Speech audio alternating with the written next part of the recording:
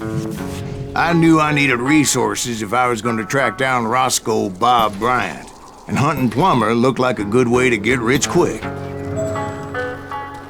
As the local vigilantes exposed him as the leader of the bandits, and put a generous price on his head.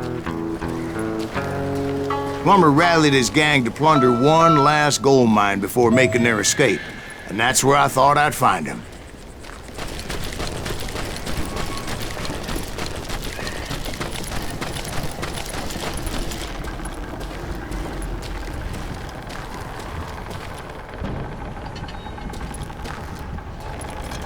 It makes me nervous standing so close to all these goddamn barrels of gunpowder. Why would you be nervous? No one has the cojones to come after us. As long as you don't light up a cigar, we're fine. Yeah, besides, George is up there on the rocks with that rifle of his. Nothing gets past him.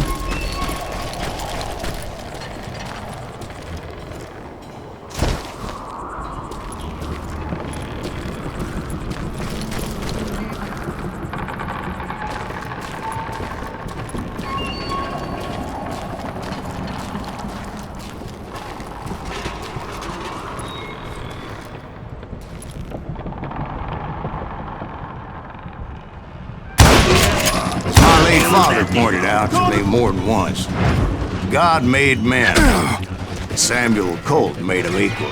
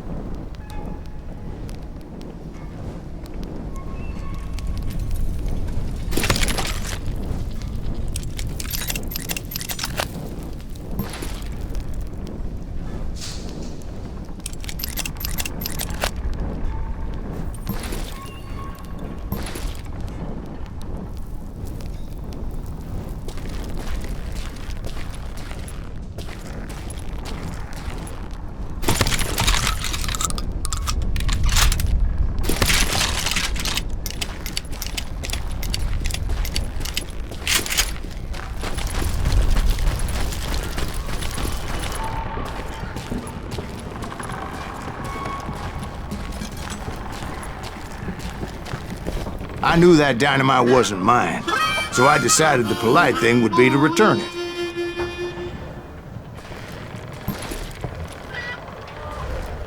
It was the biggest gold rush since Sutter's Mill in '48. Unfortunately, prospectors weren't the only ones drawn to those riches. There were thieves and killers, robbing travelers and hijacking gold shipments. Like those that ran with Plummer. Some were just regular folks I knew from town, drawn by greed and easy pickings. Charlie Crow, the blacksmith. James, who worked in the stable. Sam and Jeremiah Barber, the butcher's son. Ordinary citizens who lived a double life. Stealing and thieving and murdering their neighbors. Putting you down!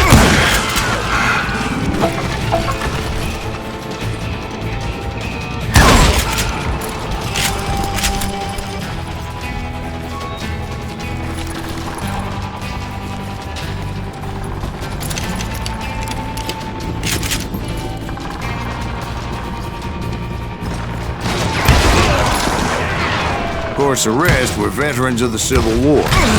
Stone-cold killers trained on the bloody fields of Shiloh and Antietam. Dangerous, desperate individuals. Plummer had a lot of men on his payroll. A hell of a lot. That son of a bitch pretended to protect the public with one hand, while stealing them blind with the other. He set up a defensive perimeter which I had no idea how to breach. I was outnumbered and in way over my head, but I was too damn stubborn and stupid to realize it. They must have thought I was tough, or had some kind of death grip, seeing as there were barrels of gunpowder everywhere.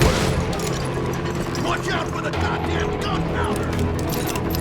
One stray bullet, one stray spark, and I'd be blown to hell and gone. Did I have any second thoughts about what I was doing? No.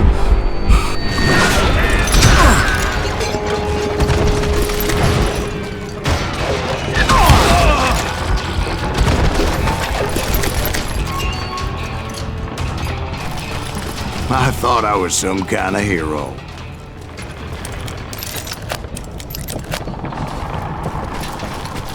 I finally made it past and headed on to meet my destiny.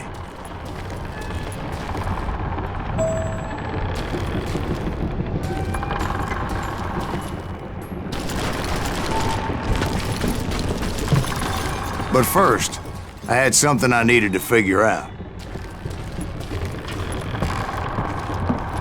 I had a few ideas on how to get into that mine, but once I made my decision, I knew there was no turning back. So my first thought was to enter the nearest mine portal. I saw an entrance. Made sense.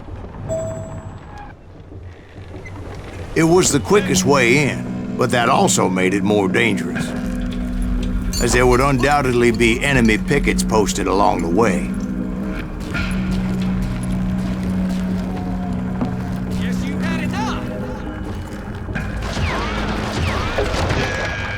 You can't beat the innocents!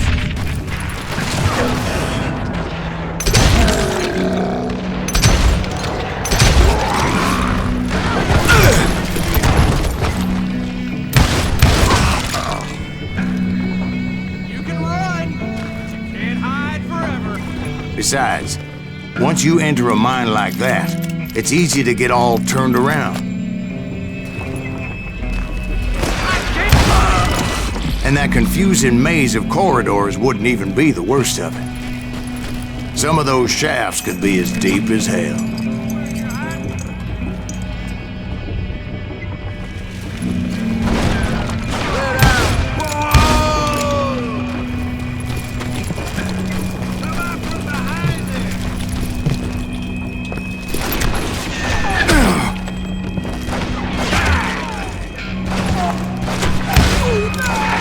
A single stumble or misstep can easily end in a deadly plunge to oblivion.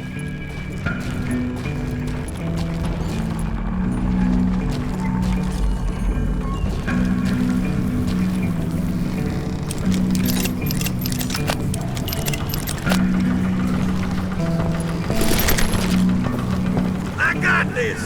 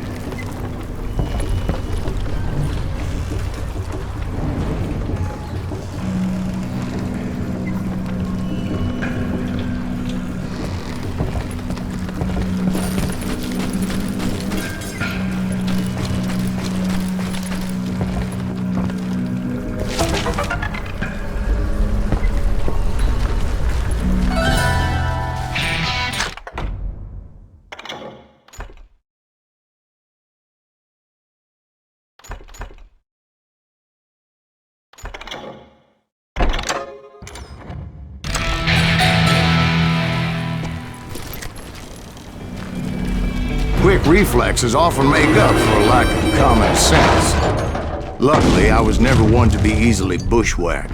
I would just need to be careful not to blow myself to kingdom come.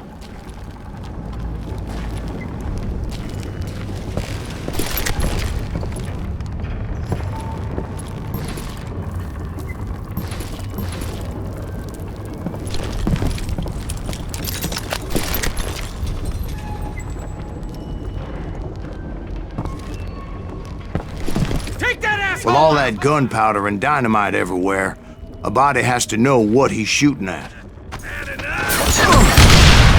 All it takes is one tiny spark, and boom. Take him! Can't hide forever!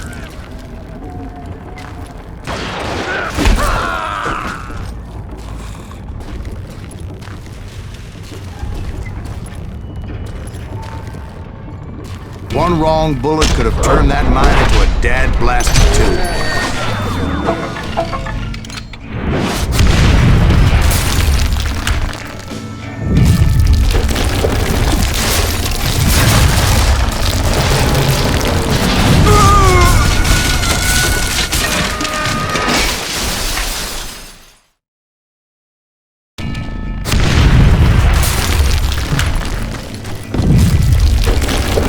I freely admit that my plan of attack was not just moronic, but clearly insane.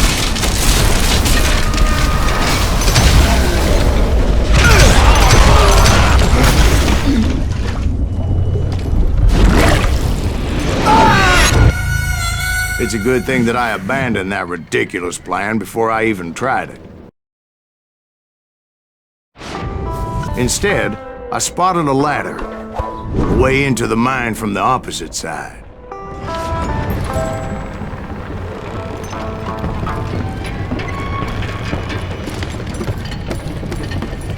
It was a long way around, but that approach seemed more sensible at the time. Of course, being I had a problem with heights, that scaffolding scared the bejesus out of me. Climbing down that ladder required some caution, because even though I had a younger man's reflexes, no man can dodge a damn bullet while climbing down a rickety ladder. I needed to make a leap of faith, which ain't easy when you're suspended between heaven and hell. I was determined not to give up, however. That Sheriff Plummer seemed quite the despicable character. When the vigilantes discovered what the sheriff was up to, people were outraged. That 10,000 they put on his head would go a long way to helping me find old Bob. And I had made it my mission to settle that score come hell or high water. I don't deserve to die like this!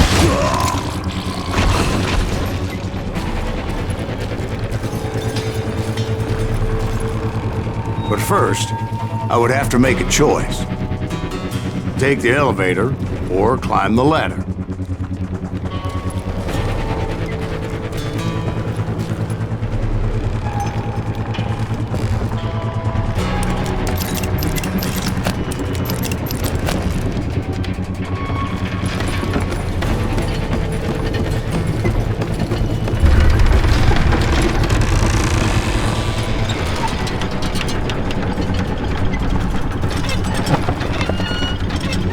I wanted to use the element of surprise. Plus, I figured I could use the exercise. I was warmed up already, so what the hell?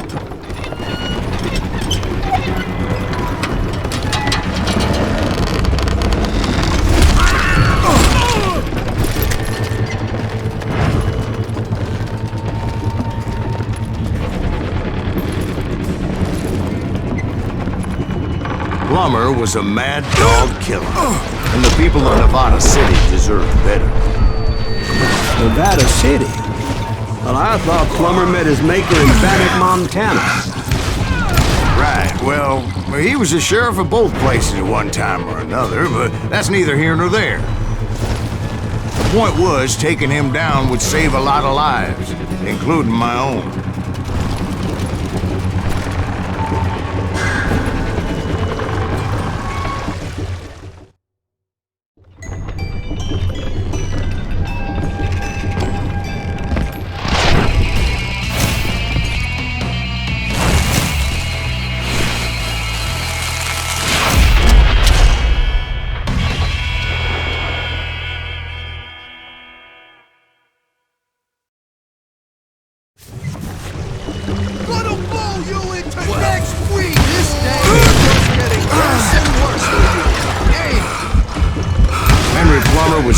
unhinged, and I could see right away that this was gonna take some doing.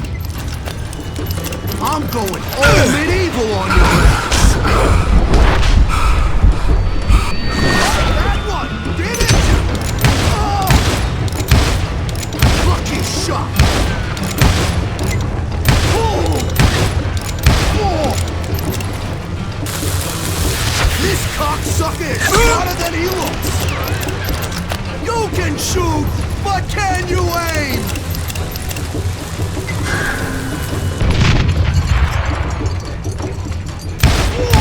Damn! I need some help here! Come on, boys! Take this cocksucker out!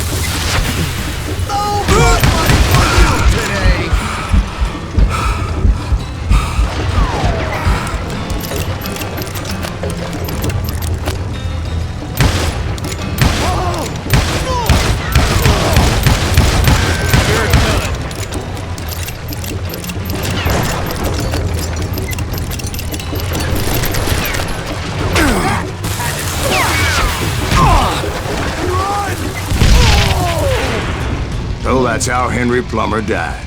Him and his crew were worth their weight in gold. And now, I was officially a bounty hunter.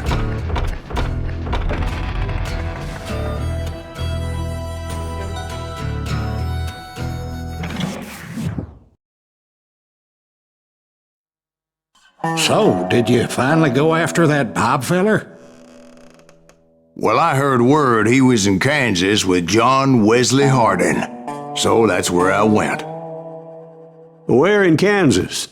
Abilene. Why do you ask, Ben? No reason. Was Hardin as fast as Ringo?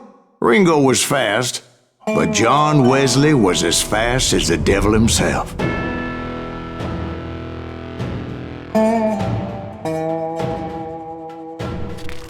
Hell, he killed his first man at 15. From that day forward, he had a price on his head and wouldn't back down for nobody, not even Wild Bill Hickok himself.